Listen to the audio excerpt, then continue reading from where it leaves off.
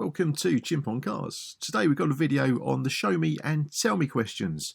So it's a part of the UK driving test that the examiner will ask you two vehicle safety questions. We've got the tell me question, which they will ask at the start of the driving test, possibly at the test centre car park. And then while you're out driving, the examiner will ask you a show me question, something that you need to demonstrate whilst you are driving the car. So please do subscribe to our channel. We've got some driving test tips coming up in future videos, and we've also got some driving related stuff that we've got planned. So subscribe and you'll see what we've got coming up and what we've done already, of course. So if you are practicing in your own car or a parent's car, of course, you're going to need insurance.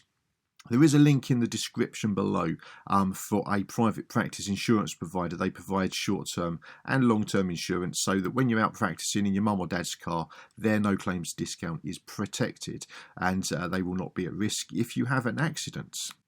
You will also notice down in the description that we've marked out each of these questions with its own individual chapter. So this is there for your convenience to help you to skip ahead to questions that you're not too familiar with, or go back and find questions that have cropped up that you're not too sure about in the future. You don't have to watch through all of the questions again.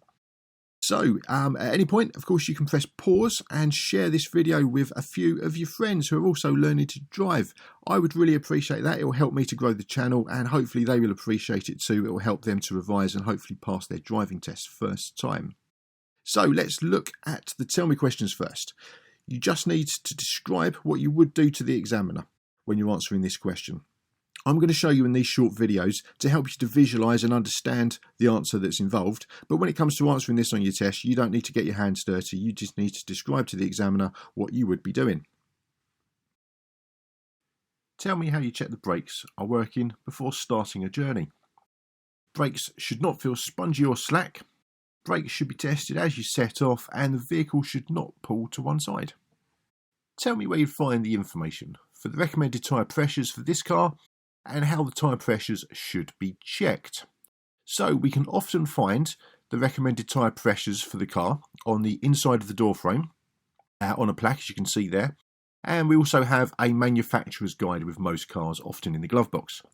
So to check the tyre pressures, we should use a reliable pressure gauge, and we should always check and adjust the tyre pressures when the tyres are cold. And of course, don't forget the spare tyre, and don't also forget to refit the valve caps after you finish checking the tyre pressures. Tell me how you'd make sure the head restraint is correctly adjusted so it provides the best protection in the event of a crash. So the head restraint should always be adjusted so that the rigid part of the head restraint is at least as high as the eye or top of the ears, and as close to the back of the head as is comfortable. Now note that some head restraints in some cars may not be adjustable. Tell me how you check the tyres to ensure they have sufficient tread depth and that their general condition is safe to use on the road.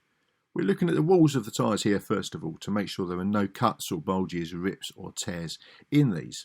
We're next looking at the tread depth across just the 3/4, that middle 3/4 of the width of the tyre.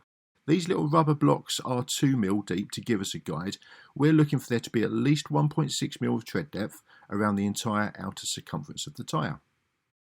Tell me how you would check that the headlights and tail lights are working. You do not need to exit the vehicle. So first of all, we would explain that we could just turn on the ignition and then turn on the light switch. This will turn the lights on. We can check the little green light on the dashboard to confirm that the lights have been turned on.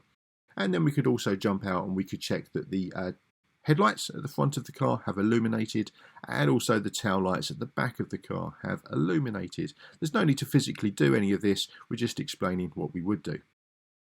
Tell me how you would know if there was a problem with the anti-lock braking system. So when I turn on my ignition here, you can see the orange ABS warning light on the right hand side of the dashboard there. Now if this illuminates at any point whilst we're driving along, then we know we have a problem with the anti-lock braking system. Tell me how you would check the direction indicators are working. You do not need to exit the vehicle. So we could first of all explain to the examiner that we would turn on the ignition. We could then operate the indicator stick, and then we could check that the bulbs are working. So there's a bulb there flashing at the front. There's also a bulb on the side, of course.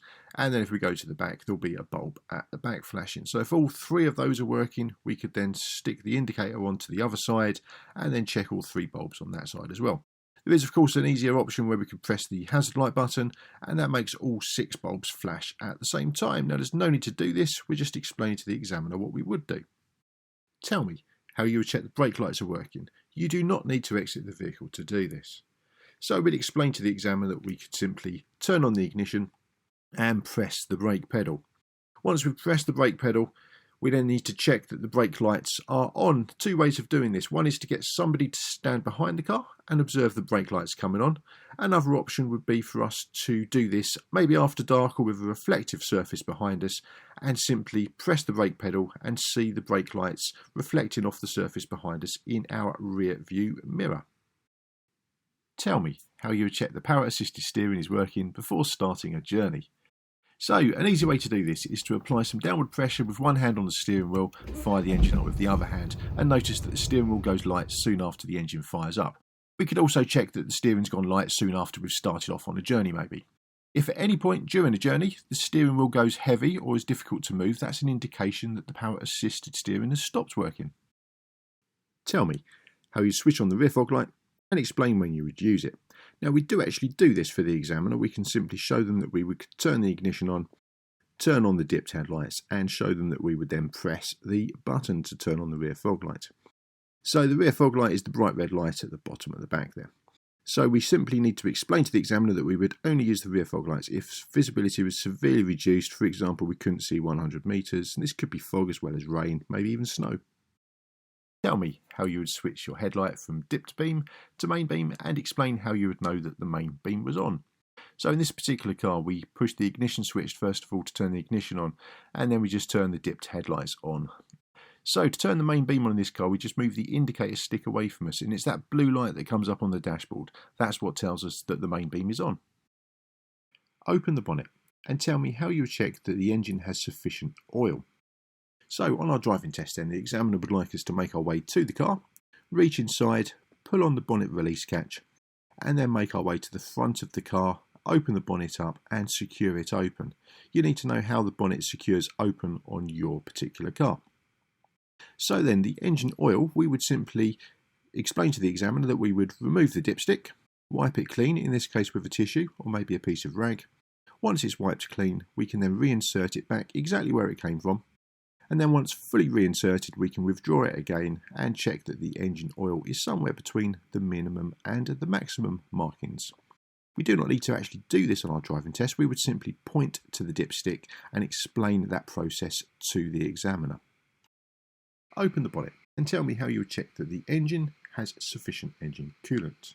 So, as with the previous question, we simply make our way to the car, reach inside, pull on the bonnet release catch, and that releases the bonnet for us. We can then make our way to the front of the car, opening the bonnet up and securing it in that open position, however it secures with your particular car. So we then just need to identify where the engine coolant reservoir is. On mine, it's a bottle at the back of the engine. I have to undo a cap on mine, so I can only do it when the engine's cold. We're only going to explain this to the examiner anyway, and we're just checking that the engine coolant level is level with the maximum marking. Often that's on the side of the engine coolant reservoir. Open the bonnets and tell me how you would check that you have a safe level of hydraulic brake fluid. So, as with the previous 2 questions, we do need to make our way to the car and open the bonnet up for the examiner, securing the bonnet in an open position as before. So, to identify where the brake fluid reservoir is, we're often looking towards the back of the engine bay, and we're just telling the examiner that we're looking for the level of the brake fluid to be somewhere between the minimum and the maximum markings on the side of the reservoir. Okay, so that's all of the tell me questions gone through. The examiner will now ask you to begin your driving test, setting off, and at some point during your driving test, they're going to ask you to show them the answer to a question. So the key to this is to do it when it's safe and convenient for you to do it. You don't have to do it straight away.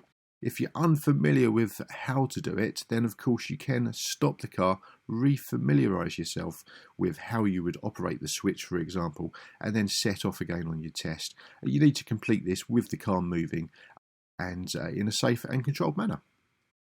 When it is safe to do so, can you show me how you'd wash and clean the rear windscreen? So notice here that I've chosen a reasonably straight piece of road with no oncoming vehicles as a good time to complete this task. I can then just reach down, operate the rear wash wipe function on the car, and notice in my rear view mirror that the rear windscreen's getting washed. I can then just complete the rest of my driving test knowing that I've answered this particular question. When it is safe to do so, can you show me how you would wash and clean the front windscreen? So in this particular car, we pull the wiper stalk towards us to operate the front wash wipe. And you notice there how it squirts the water on the screen and then turns the wipers on and then back off again automatically. We've chosen a reasonably straightforward piece of road to do this on because it will obscure our vision for a second or two while it goes through that process. When it is safe to do so, can you show me how you would switch on your dipped headlights? So, driving along a road again, we're choosing a reasonably straight, easy place to do this. We can just reach down, turn on their lights, and then just observe on our dashboard that the green warning lights popped up to let us know we've turned our dipped headlights on.